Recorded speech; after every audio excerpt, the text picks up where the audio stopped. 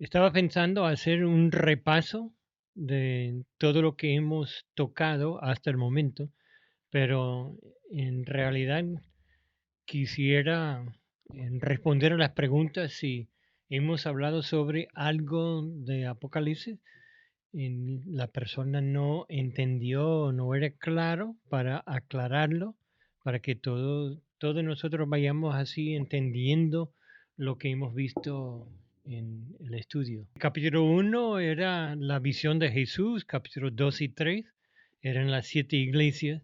Cuando llegamos a 4 y 5 vimos el trono de Dios en el cielo, capítulo 6, y empieza con los sellos, los 7 sellos, y empieza a abrir los sellos. Capítulo 7 habla de los 144,000 judíos evangelistas, y luego habla de la multitud que ha llegado a Cristo, están en el cielo delante del trono. Capítulo 8 es el séptimo sello y empiezan las 7 trompetas. Da 4 trompetas. Capítulo 9, que digo yo, capítulo 9 es la mitad de la tribulación y empieza a hablar y se nota un cambio. Todo lo que ha sucedido con los sellos y los primeros 4 trompetas han sido cosas de los hombres o de la naturaleza, cosas que los hombres hicieron o que la naturaleza, eh, así eruptando volcanes, tsunamis, etcétera. Pero cuando llegamos a capítulo 9 empieza a hablar de esos animales como escorpiones que sale del abismo. El abismo es el nombre del sitio donde los demonios en capítulo 8 del libro de Mateo no querían ser enviados. Y dijeron, no, no es el final del tiempo, no nos mandan antes de tiempo al abismo. Entonces es un lugar donde hay ciertos demonios en cautividad. Entonces, luego, yo creo que eso es la mitad de la tribulación. Creo que eso corresponde al capítulo 12. Capítulo 10 habla del ángel que hace el anuncio de un librito y yo creo que eso va a ser el anuncio para los judíos de leer el libro de Daniel para entender todo lo que está pasando. Capítulo 11 habla de los 2 testigos y la invasión del anticristo allí. Capítulo 12 da como un bosquejo de toda la historia. Habla de 2 señales. Uno es el bueno, que habla de la mujer que tiene su corona, está parado sobre, creo que es el sol. Habla de Israel que está por tener un bebé y el otro es el dragón negro escarlata que el demonio dice que es el diablo y también Satanás que está esperando para destruir su semilla o el hijo que van a hacer.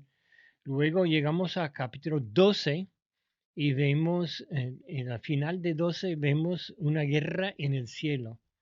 Capítulo 13 entonces empieza a cambiar, vemos 2 bestias, uno que sale del mar, y yo le dije que cuando la bestia sale del mar, está diciendo que esa bestia representa a los gentiles. El mar normalmente es el Mediterráneo y de donde venían los enemigos de Israel cuando atacaban. En esa, hablamos de la bestia detalladamente.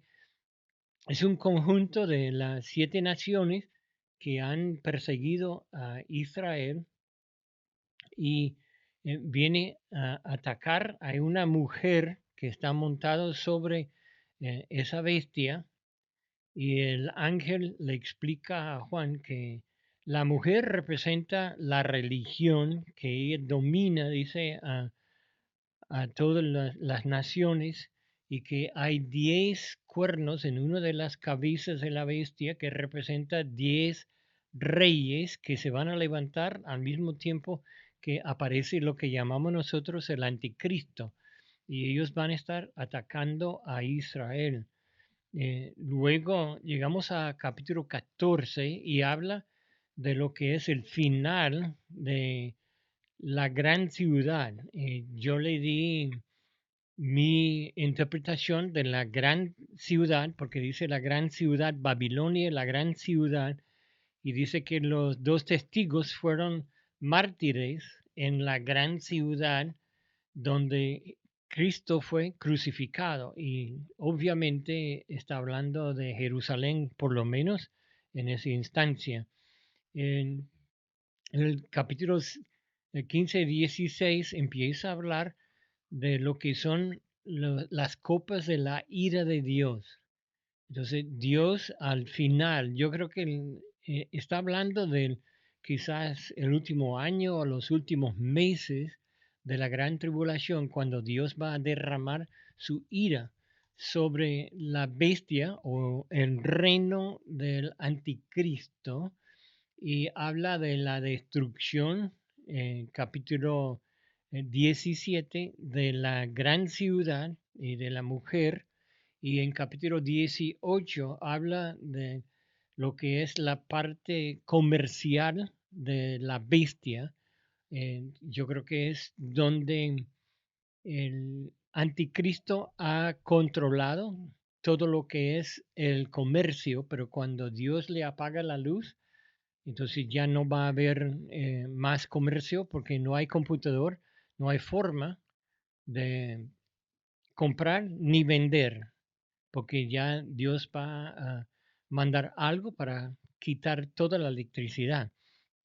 Recuerde que el anticristo mandó, eh, bueno, dice que el anticristo, el falso profeta y Satanás mandaron a mensajeros, demonios en forma de ranas, a reunir a todas las naciones en Armagedón. Ahora, nosotros siempre hablamos del Armagedón como la última batalla, pero parece que no va a haber una guerra en Armagedón, solamente donde van a reunir todas las fuerzas del anticristo para luego volver a invadir y tratar de destruir todos los judíos que ahora la mayoría van a ser cristianos, van a creer en ese instante y vienen para destruir y acabar con todos los judíos una vez para siempre. Entonces ya eso es cuando el capítulo 20 y eso habla de la segunda venida de Cristo. El final de capítulo 19 va a hablar de la venida y dice que el ejército, que nosotros también venimos con él, pero a la batalla, pero la verdadera batalla va a ser del, dice, de la espada que sale de la boca de él que está montado sobre el caballo blanco, hablando de la palabra de Dios va a destruir los enemigos, van a agarrar a al el anticristo y el falso profeta y van a tirarlos en el lago de fuego y Satanás va a ser agarrado y puesto en cadenas en el abismo y encerrado por 1000 años. Entonces no quiero ir más allá de los 1000 años porque no hemos llegado a ese punto y hay mucha controversia en cuanto a lo que nosotros llamamos el milenio. El milenio son los 1000 años cuando va a haber paz en la tierra. Entonces, cuando llegamos allí, vamos a ver algunas de las teorías en cuanto al milenio, quién entra y qué pasa al final. Entonces, estamos aquí esperando las Sí, preguntas. sí están mandando preguntas, pero algo pasa aquí con... Tiene que mandarlos que por WhatsApp Sí, va a entonces. tener que mandarlo por WhatsApp porque no sé qué tiene esta cuestión del chat aquí ahorita. Pasa que teníamos de verdad sin usarlo desde eso y no sé si falta una actualización o algo. Puedes mandar un chat ahí, Esther, tú, a ver si... Pueden mandar las preguntas a mi teléfono o al de Mundo y Mundo puede repetirlos o leerlos y lo hablamos.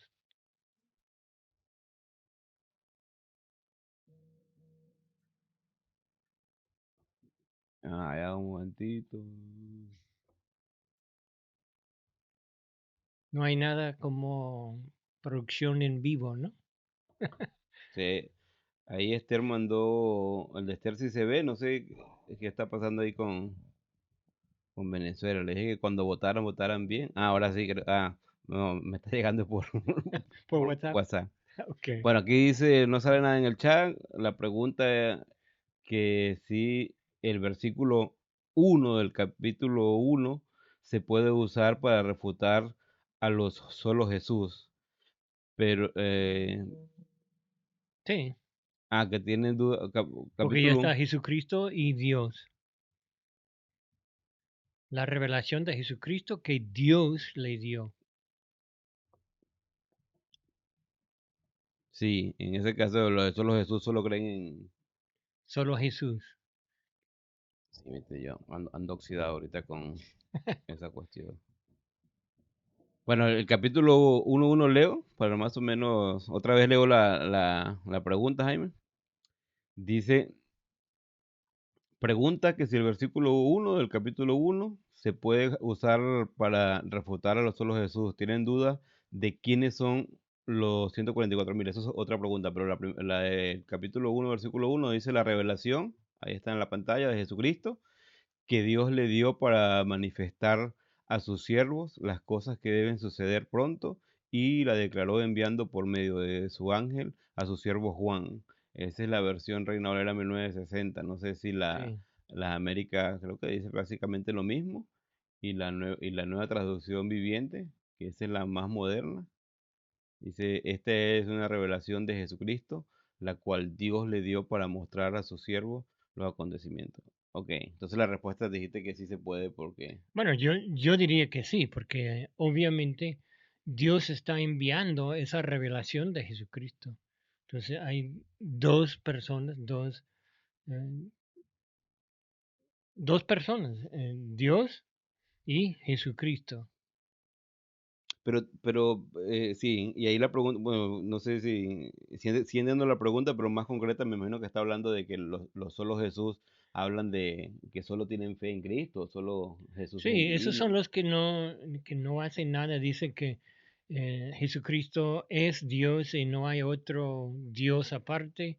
Entonces, cuando van a bautizar o hablan con la gente para recibir, ellos solo bauticen en el nombre de Jesús Ok. y solo hablan de la salvación usando el nombre de Jesús, no hablan de Dios Padre. Y ahí otra cosa es que dice que tienen duda de quiénes son los 144.000. Me imagino que la duda viene por lo que dicen los testigos de Jehová también. Bueno, al principio los testigos de Jehová decían que ellos eran los 144.000, pero ahora cuántos testigos, bueno, y no sé tanto cómo se trabaja la organización de los testigos de Jehová. Creo que hacen misión a juro, es salvación por obra prácticamente. Pero hablamos ahí, ¿en qué capítulo sale lo de los 144.000 antes de... Salen en 7, pero vuelven a salir en capítulo 14. Recuerde capítulo 14, es al final de la tribulación, cuando los 144.000 ya están en el cielo. Cuando fueron escogidos en el capítulo 7, habla de 12 tribus de Israel con 12.000 hombres vírgenes en cada grupo. Entonces son 144.000. En el capítulo 14 ya están en el cielo delante del trono y empiezan a hablar de ellos. Y dice que 14:3 y cantaban un cántico nuevo delante del trono y delante de los cuatro seres vivientes y de los ancianos, y nadie podía aprender el cántico sino aquellos 144.000 que fueron redimidos de entre los de la tierra. Quiere decir que Dios ya los sacó de la tierra y los llevó al cielo. Estos son los que no se contaminaron con mujeres, son vírgenes, pues son vírgenes, Estos son los que siguen al Cordero por donde quiera que va. Ellos siguen los órdenes de Jesús y van testificando en todo el mundo. Estos fueron redimidos de entre los hombres como primicias para Dios y para el Cordero.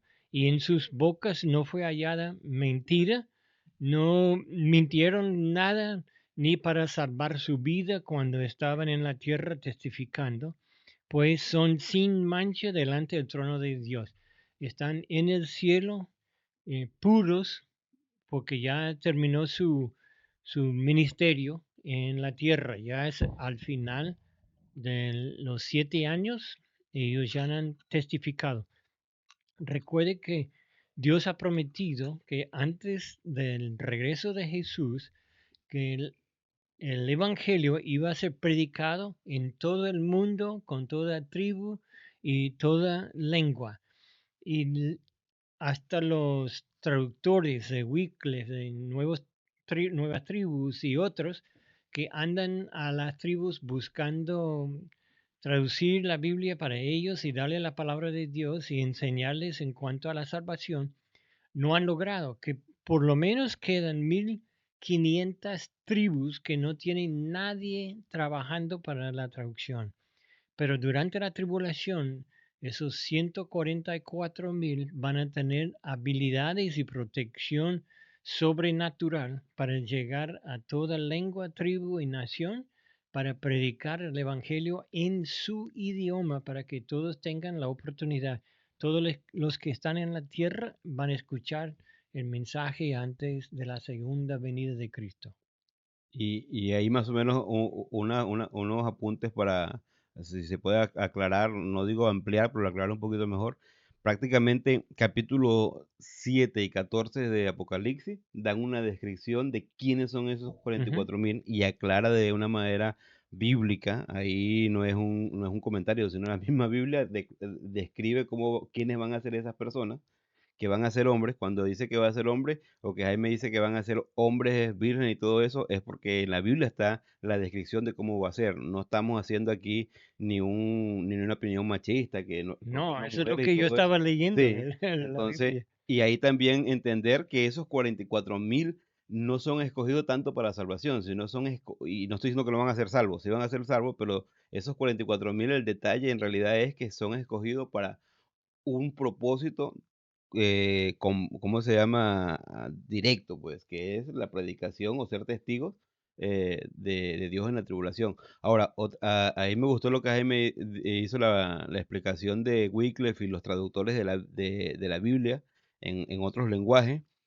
Entender también que para el momento en el que los 144,000 van a estar activos, recuerden que ya mucha población de la Tierra va a estar desaparecida.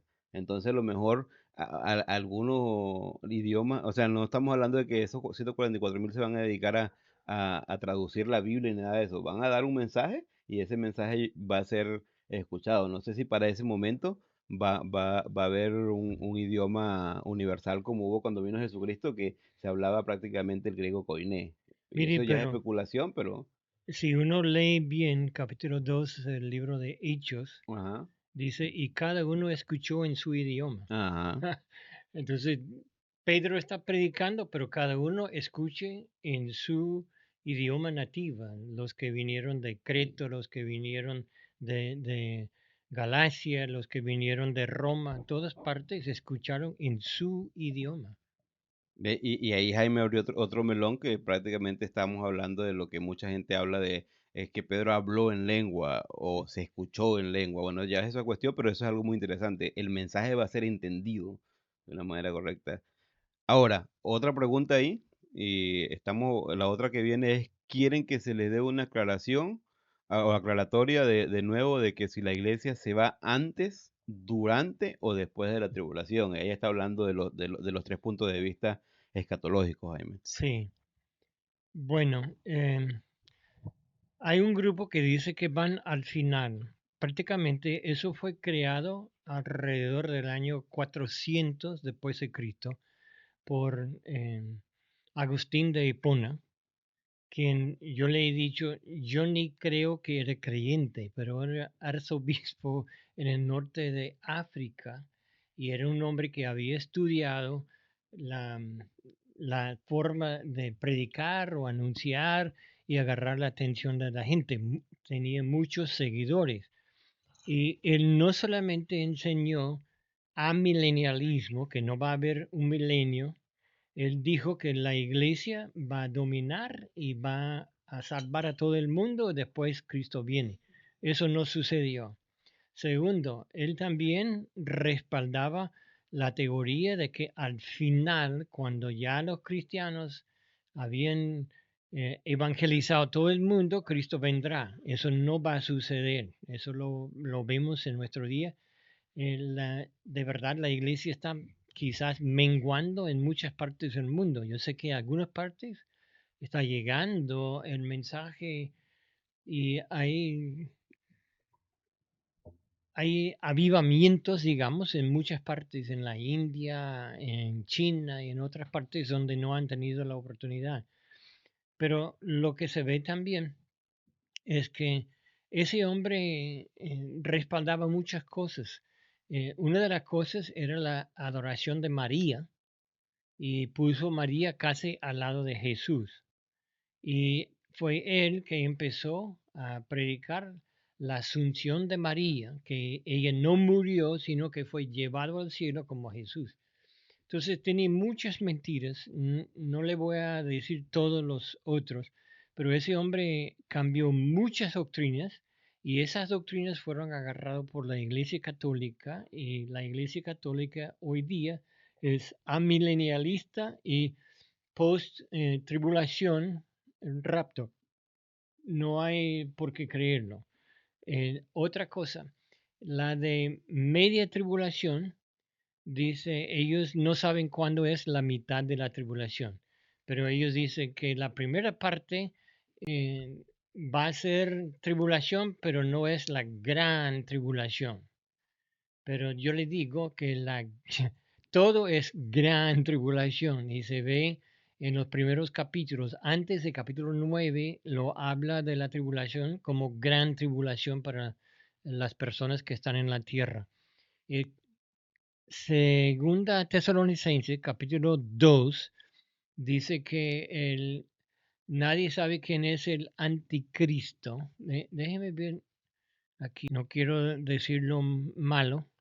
Dice, pero con el capítulo 2 de segunda de Tesalonicenses dice, pero con respecto a la venida de nuestro Señor Jesucristo y nuestra reunión con Él, os rogamos, hermanos, que no os dejéis de mover fácilmente de vuestro modo de pensar, ni os conturbéis, ni por espíritu, ni por palabra, ni por carta, como si fuera nuestra, en el sentido de que el día del Señor está cerca.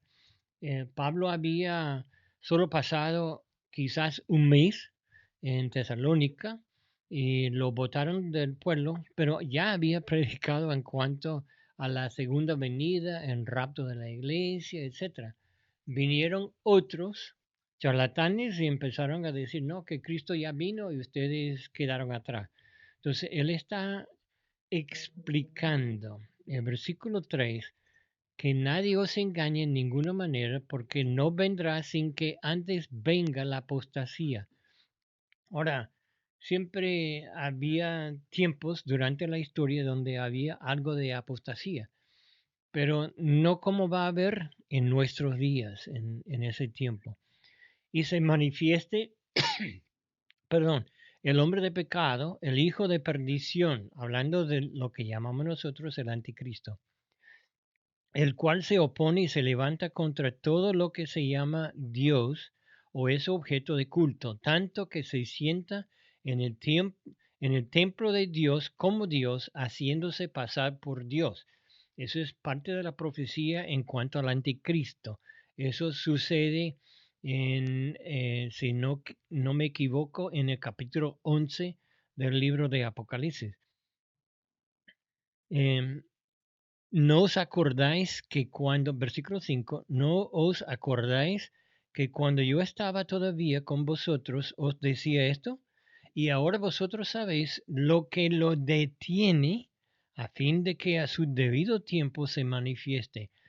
Ahora está diciendo, hay algo que lo detiene, que no pueden venir ahorita, porque ya están en acción el misterio de la iniquidad, solo que hay quien al presente lo detiene hasta que él, a su vez, sea quitado de en medio. Ahora, aunque dice aquí, está escrito en español, lo que lo detiene en forma masculina, pero en el griego es neutro. Ahora, no está hablando de la Biblia, Qué porque versículo es ese?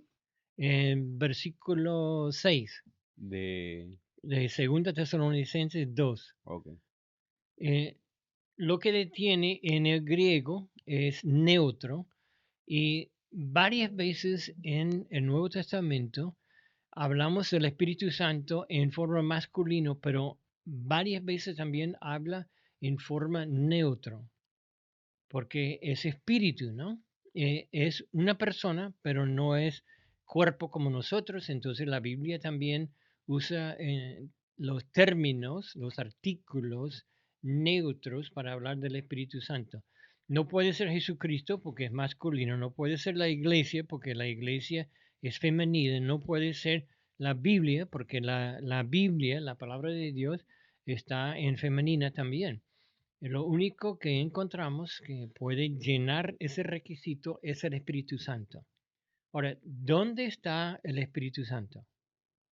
El Espíritu Santo está dentro de nosotros. Cuando una persona cree en Jesucristo, en ese instante le suceden muchas cosas.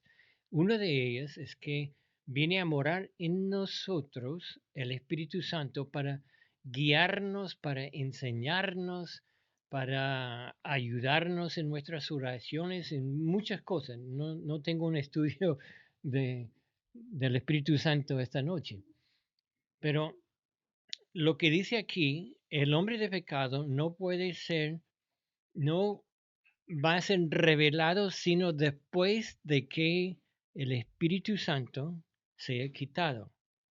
Ahora, la forma de quitar el Espíritu Santo en su forma presente es llevar la iglesia. ¿Entiende?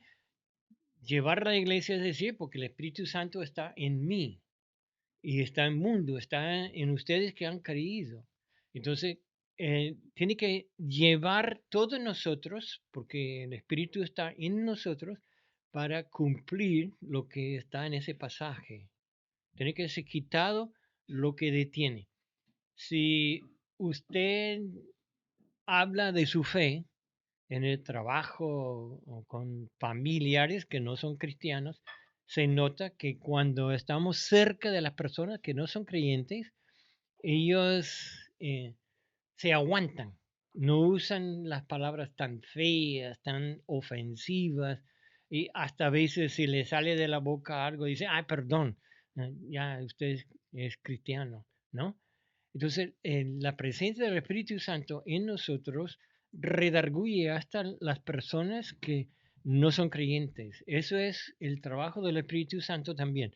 No solamente estar en nosotros, sino también convencer a los incrédulos, así tocando su corazón para ver el pecado.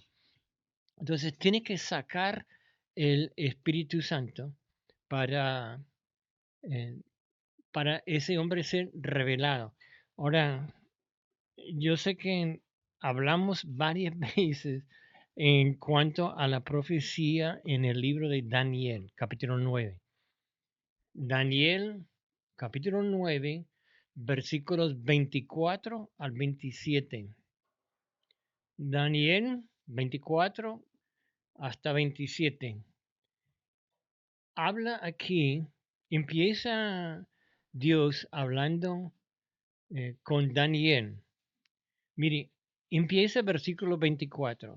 Ahora recuerde, el ángel está hablando con Daniel. 70 semanas están determinadas sobre tu pueblo. Ahora, el pueblo de Daniel es el pueblo judío. Sobre tu santa ciudad, la santa ciudad es Jerusalén.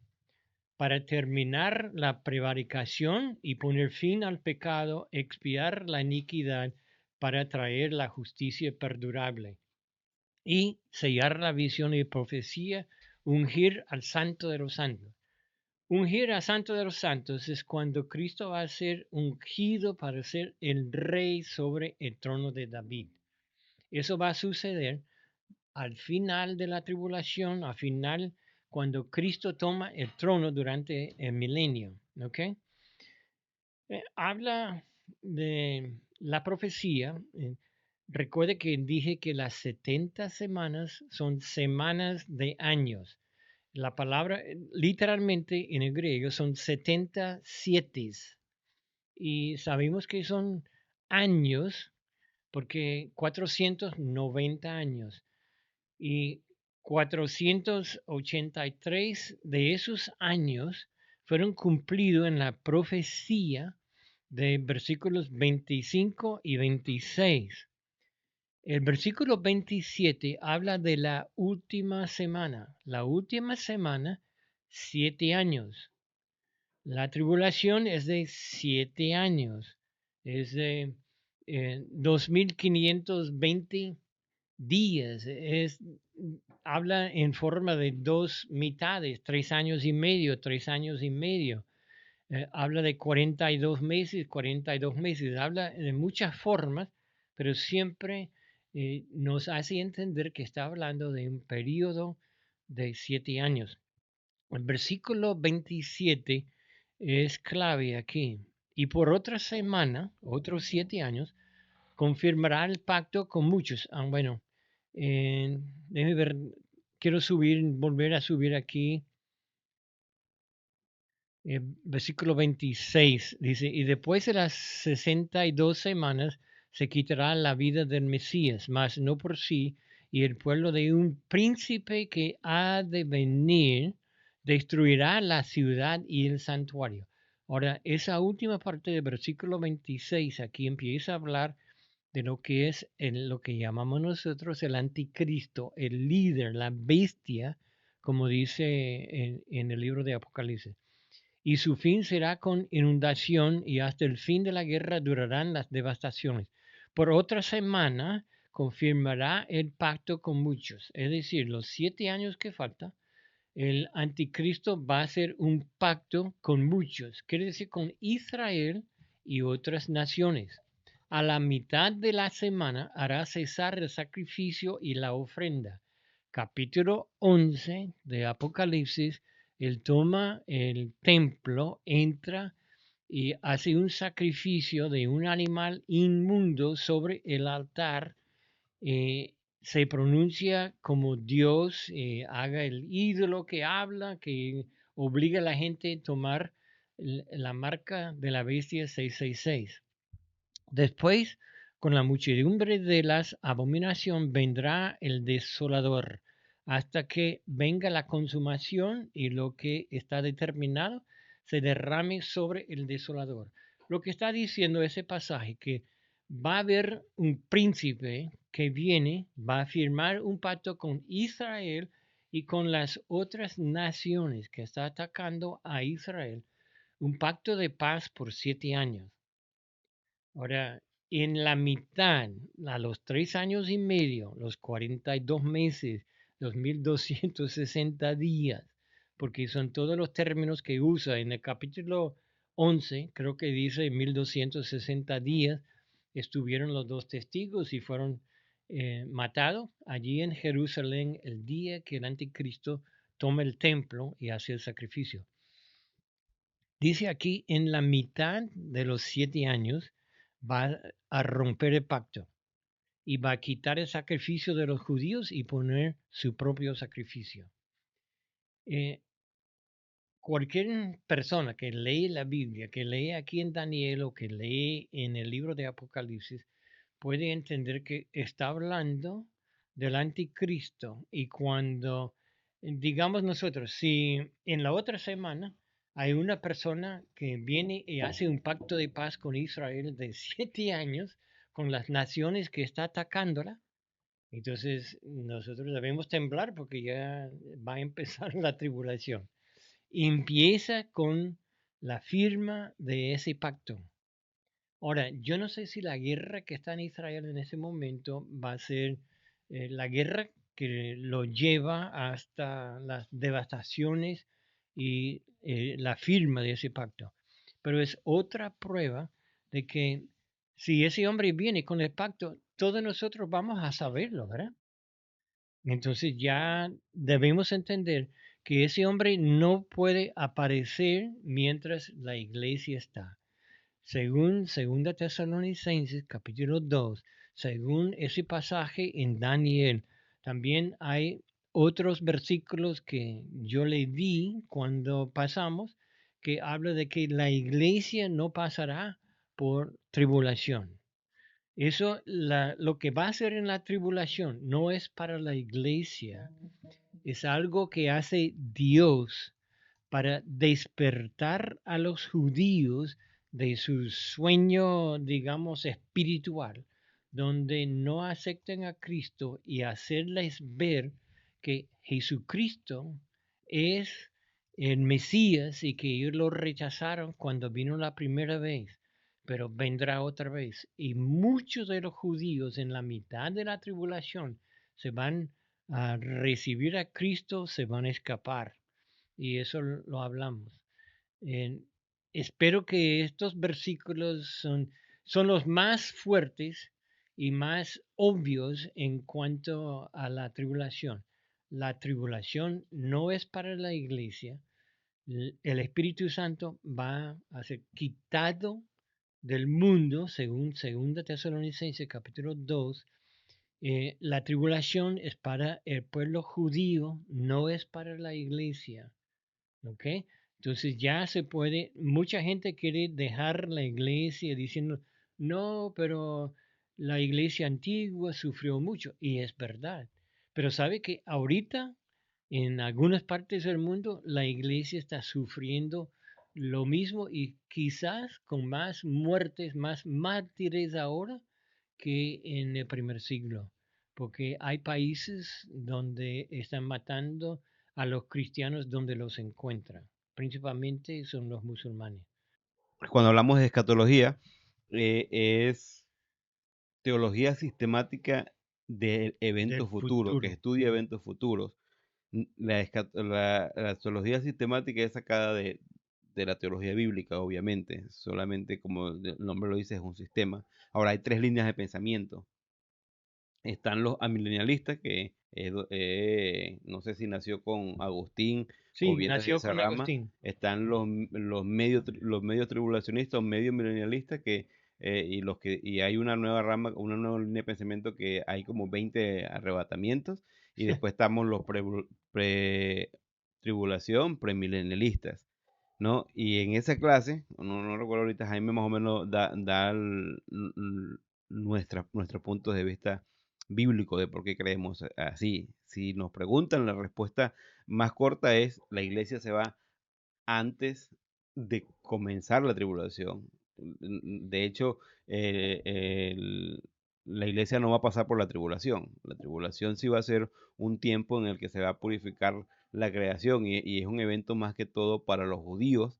Va a haber creyentes no judíos que obviamente van a ser creyentes, pero para que entienda eso, cuando Jaime habla de San Agustín, porque San Agustín es uno de los héroes bíblicos, tanto de cristianos como de católicos, pero lo que necesitan saber es que cuando estudian historias de la iglesia, por muchos años, desde el año 300 hasta el año 1500 que hubo la reforma, lo que se conocía como la iglesia cristiana en todo ese tiempo fue la iglesia católica. Y la Sí, iglesia católica fue gran partícipe, si lees la historia, en ese tiempo de oscurantismo o de ignorancia del cristiano, de no entender lo que era la Biblia. De hecho, habían dogmas o creencias en el que no permitían que leyera la Biblia, porque no había libertad de interpretación, o interpretación solo privada. Tienen un montón de... Entonces, por eso cuando Jaime dice que él piensa que Agustín no era creyente, está hablando de esa línea de pensamiento. Agustín realmente, supuestamente, es un creyente que creyó dentro de esa iglesia católica. Acuérdense que la fe para ser salvo es fe en Cristo. Entonces, más o menos para tener, para que tengan esa referencia. Ahí Jaime dio una respuesta bastante larga. La más corta es, no, la iglesia no va a pasar por la tribulación. ¿Va a haber creyentes en la tribulación? Sí, pero esos creyentes no son parte de la iglesia. Van a creer durante la tribulación. Van a creer durante la creación. No todos los creyentes son iglesia. Hay varios tipos de creyentes. Están los creyentes del Antiguo Testamento, están los creyentes dentro de la iglesia. La iglesia comienza o es fundada en Hechos capítulo 2, ¿no? Hasta que es Hasta el arrebatada. rapto. Hasta que es arrebatada. Una manera fácil de verlo, si ves Apocalipsis como un bosquejo, en Apocalipsis capítulo 1, cuando Juan presenta a Jesucristo, como Jesucristo y da una descripción de Cristo, de cómo era, de su vestimenta, de sus ojos, de sus pies. En capítulo 2 y 3 habla acerca de lo que es la historia de la iglesia, esa carta de esas 7 iglesias que hablan de ese tiempo de la iglesia, por lo menos como lo enseñamos nosotros o como vemos que lo enseña Apocalipsis. Y en Apocalipsis 4, Juan, que es el que está escribiendo y es el representante prácticamente de la iglesia, el ángel o ese ser que está hablando con él le dice, sube y ven y mira. Y comienza Juan a ver y a escribir todo lo que pasa en la tribulación desde el cielo. Y ahí Juan está representando el cielo. Yo sé que es una manera un poquito burda y muy práctica y conveniente a nuestra línea de pensamiento ¿cómo se llama? Ejemplificarlo, pero es una manera bíblica de ejemplificar. Y también están bueno, otra vez digo, ahí está la clase, no recuerdo muy bien cuál es la clase, pero una de las clases ahí en el canal de YouTube, Jaime tomó una hora o creo que 2 clases para explicar esas 3 líneas de pensamiento y por qué nosotros creemos y cuál es la base bíblica de que, así como Jaime acaba pues, de hablar ahorita de que la iglesia se va antes de comenzar la tribulación, ¿no? Y después Y Jaime tiene una teoría también que dice que no sabe si la tribulación va a comenzar inmediatamente y todo eso. sí, yo creo que va a haber un lapso de tiempo, Ujú. porque imagínate ese mundo sin los creyentes, enfrentando a la gente con su pecado, tratando de hacer las cosas bien, quitar todos los creyentes y le queda solamente la gente secular. Entonces, muchos de ellos no quieren nada con la Biblia y dale uno, dos, tres. Ahora, no sé si hay otra pregunta más, no, y pues ya tenemos como 50 y algo de minutos, pero si tienen otra pregunta más en cuanto al tema, está ahí Jaime, se ve que Jaime tiene ganas de hablar. Yo estoy viendo a ver si puedo activar otra vez, quitarle el veto a la cuenta de Miguel para que pueda mandar chat. Pero bueno, en cuanto la gente siempre, yo soy una persona que aquí estoy ayudando a Jaime siempre con la clase de Apocalipsis, o más que todo en los controles, pero siempre no es que evito el tema, sino es que no me aficiono mucho en cuanto a enseñar Apocalipsis, aunque es un tema muy interesante, me gusta la escatología, pero mucha gente casi siempre está tratando de ver qué es el acontecimiento hoy en día y cómo va a afectar eso. Lo que siempre la pregunta es, hermano Mundo, ¿cómo ve todo lo que está sucediendo y cómo lo ve cómo se llama, en las profecías o en Apocalipsis? Realmente cuando estudiamos Apocalipsis estamos estudiando de la manera general y compleja de cómo Jesús o Dios muestra el mensaje escatológico, pero es difícil hacer una interpretación directa a lo que es nuestro contexto hoy en día. Tiene que ver mucho de lo que está pasando. Yo creo que hay claves interesantes.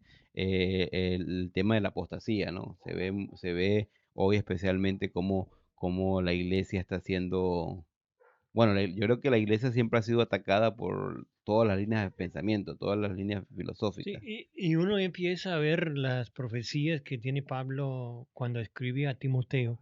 Habla de cómo serán los últimos días.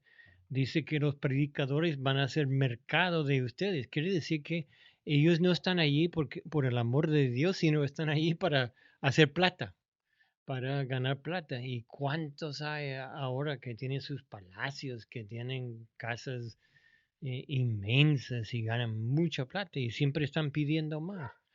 Y también habla del amor de familiar, no va a existir. Quiere decir que los hijos no van a mostrar amor así a sus padres, van a desobedecer, van a hacer lo que le da la gana, no van hacer lo que dice la Biblia de obedecer a sus padres, que es la primera ley con promesa. No van a hacerlo, ellos están opuestos. Y hay muchas cosas en la mayoría de los libros del libro de Apocalipsis son libros que fueron escritos hace 30, 40, 50 años, los más populares. Ellos hablan del mercado europeo, la Unión Europea, como lo dicen hoy día. Y dijeron, no, que va a haber 10 países y que ellos van a ser los 10 cuernos. Porque sabemos que la última bestia que ve Daniel está hablando de Roma. Pero si recuerden, esa bestia o ese país, también en el ídolo que vio Nabucodonosor en capítulo 12 de Daniel, tenía dos piernas. Y el imperio romano se dividió en dos. En el año 313, Constantino ganó el trono y dio ciertas libertades a la iglesia y según algunos comentaristas, él quizás era un creyente de verdad antes de morir, aunque no quería ser bautizado, sino a lo último de su vida, porque pensó que el bautismo iba a lavar sus pecados. Entonces él quería llegar al cielo y era su pensamiento, ¿no? Llegar al cielo limpio. Pero lo que quiero decir, él mudó el capital de Roma hasta Constantinopla, que está en Turquía. De ese imperio romano del oriental, luego se forma lo que se llama el imperio otomano de los musulmanes y vuelven a tomar una gran parte de lo que era eh, el imperio romano. No lograron tomar a Europa gracias a Carlos Magno, que logró pararlos pasando los Alpes y luego empezaron a atacar y se retiraron hasta básicamente hasta Turquía. Pero Turquía hoy día, si uno ve el mapa real desde Jerusalén y le pone norte, lo que queda es la parte arriba de Turquía, no necesariamente a Rusia como Gag o Gog y Magog.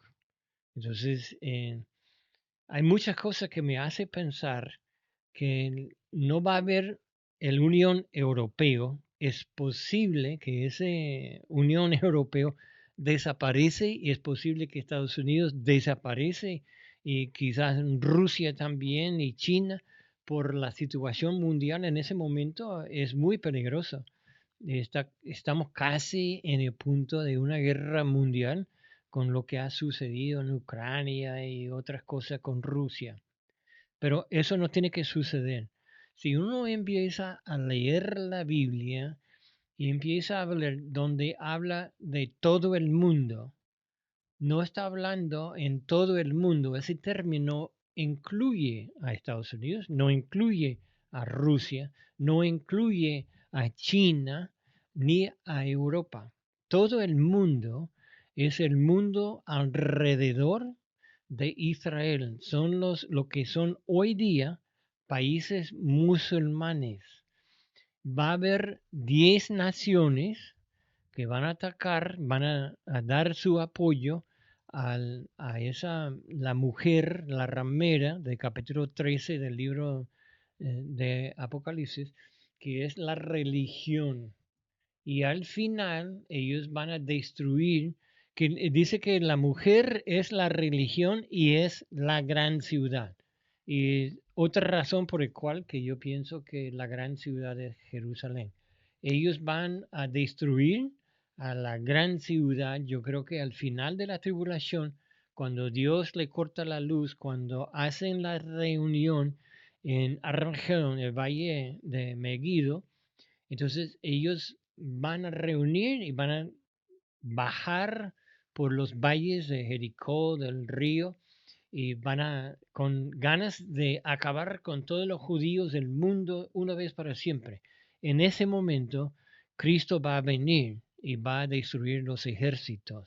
Y hay muchas razones, hay versículos bíblicos en el Antiguo Testamento que habla de ese valle alrededor de Jerusalén, donde está la batalla final.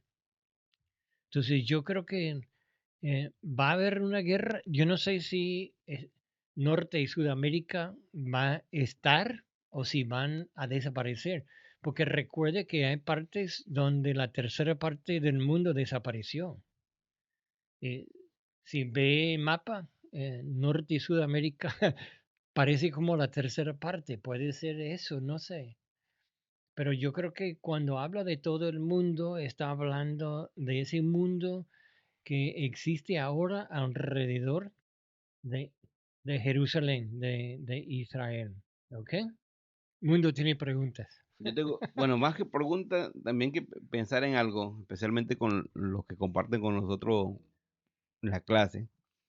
Eh, Cuando hablamos de teología bíblica, obviamente entendemos que es la enseñanza, teología es el estudio en cuanto a X tema, ¿no? O el estudio de Dios, si hacemos una traducción Sí, lo usamos como un literal. término general para Sí, cualquiera como de la, un sí, término técnico para referirnos a cierta cosa, pero la doctrina. todo eso sale de la Biblia, es lo que se espera por lo menos, y cuando se le da un nombre a cierta teología, y que hay varias, soteriología, neumatología, que es el Espíritu Santo, angelología, lo de los ángeles, o demonología, o ángeles, o para mí es angelología, y eso deriva en un montón de otras cosas, soteriología que es salvación.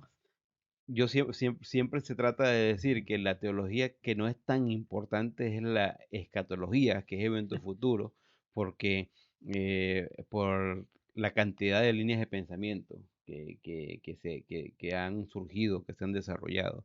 Y yo creo que hay que tener un poco cuidado con eso, porque muchas veces la gente dice, bueno, es más importante la soteriología, porque eso tiene que ver acerca de Salvación. la salvación y dónde está tu fe y todo eso, pero las demás teologías también son importantes, la teología propia, porque habla acerca de la misma esencia de Dios, la neumatología, que habla acerca del Espíritu Santo, de su personalidad, de lo que es el Espíritu Santo, eh, en cuanto a Jesucristo, ¿no? Sí, Todo ese tipo de cuestiones. Ahora, no hay que poner a una opinión tan liviana en la escatología, porque específicamente las líneas de pensamiento ahí es donde comienzan a fallar un poco y muchas veces la gente y no estoy diciendo que dejes de observar la escatología, pero mucha gente se fanatiza más en la escatología, que es una teología sistemática, que es más una línea de pensamiento de ciertas personas que Dios se ha usado y han tenido muy buena, ¿cómo se llama? Muy buenos pensamientos o muy buena comentario o han llegado a conclusiones muy interesantes bíblicas, pero hay que tener cuidado porque a veces nos dejamos llevar por cierta línea de pensamientos escatológicos y comenzamos a fallar en nuestra fe en cuanto a quién es Dios, quién es Cristo. Por lo menos las primeras preguntas que hacían de que si eso puede refutar a lo solo Jesús. Me imagino que uno de sus grandes problemas es su pensamiento escatológico, ¿no? O a personas como los testigos de Jehová que son amillennialistas, si no estoy equivocado. Entonces, si es importante la escatología, eventos futuros, no es tan importante. Aquí pues estamos dando un estudio de Apocalipsis. Jaime le gusta dar mucho el estudio de Apocalipsis, no menosprecio Apocalipsis, pero lo que me gusta es que puedes ver otros temas que son importantes en tu vida cotidiana. La escatología tiene que ver con eso, sí. Lo que digo es que tienes que tener cuidado esa línea de pensamiento. Hay que hacer una verificación bíblica. Por eso es que con Jaime siempre estamos animando a que la gente haga un contexto, haga un estudio completo, que profundice un poco más en lo que dice la persona.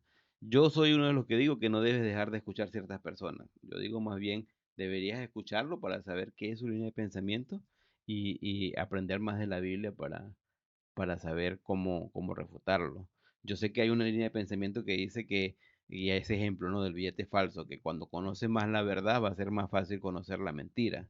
pero realmente hay un versículo bíblico que también dice observarlo todo, retener lo bueno, ¿no? Que es un versículo para mí que es muy apologético, que te invita a observar las diferentes filosofías, no estoy hablando de la teología como una filosofía, pero las diferentes líneas de pensamiento y hacer un equilibrio con lo que la Biblia dice para poder tener de verdad un mejor punto de vista bíblico, pues, una mejor, de verdad, ética de vida, porque sí afecta la escatología en cómo yo vivo, ¿no?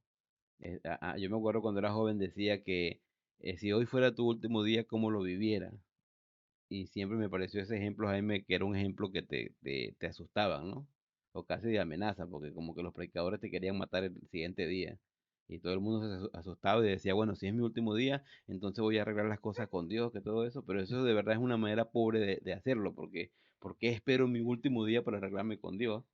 Cuando debería hoy arreglarme con Dios para disfrutar todos mis días en una buena comunión con Dios. Y con eso no estoy diciendo que no pecar más porque es imposible, pero tu relación con Dios puede ir madurando, pues, ahí haciendo una reflexión en cuanto a eso. Mire, los testigos de Jehová y los adventistas del séptimo día empezaron sus formas de pensar, su religión, digamos, a través de una falsa escatología, Ujú. anunciando el día. Entonces no sucedió porque ellos habían mal interpretado, estaban tomando cosas y tratando de contar los días. Nadie sabe el día. Punto. No, quiero decir que la tribulación es para el pueblo judío incrédulo que no han creído en Jesucristo. Hay muchos judíos que han reconocido a Jesús como Mesías, le digamos muchas veces mesiánicos. Esos ya son parte de la iglesia, ya no pertenecen a ese pueblo que va a quedar aquí durante la tribulación. Todos los que han creído en Jesús se van en el rapto, Que antes de la tribulación, antes ¿no? de la tribulación. Y bueno, y ahora cuando entremos capítulo 19 ya el 20 en el 20 van a inaugurar el infierno. Y después, el 19 es milenio, ¿no? Prácticamente. No, ¿No? 20 es 20 milenio, milenio. 19 el regreso de Cristo. 19 regreso a Egipto, 20 milenio. Me pasa que 2015 es que hablan de que, bueno, milenio, ¿no? Que fue en el 2015 que fue lanzado al lado, bueno, lo dejamos para la próxima clase. Sigan leyendo y si tienen más preguntas, la idea de esta clase no es un discurso, no solamente que Jaime venga y hable, y aquí no estoy yo queriendo echar broma, sino de verdad el deseo de Jaime es que si tienen preguntas, pues poder activar eso. Yo voy a tratar de arreglar lo del chat aquí para que se pueda mandar eso, o pueden mandar cuando estamos haciendo el streaming, pueden mandar las preguntas por WhatsApp, los que tienen el WhatsApp de Jaime o el mío, o le dicen a Sí. Miguel.